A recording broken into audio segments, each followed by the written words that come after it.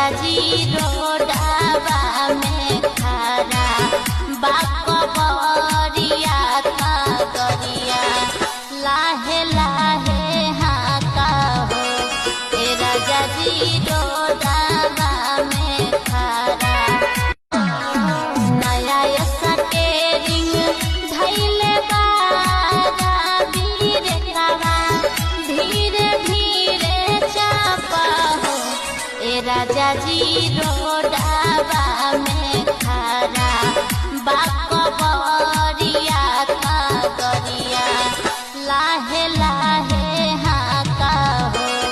ए राजा जी रोडावा में खड़ा नया स्टेरिंग धैले बारा धीरे कावा धीरे धीरे चापा हो। ए राजा जी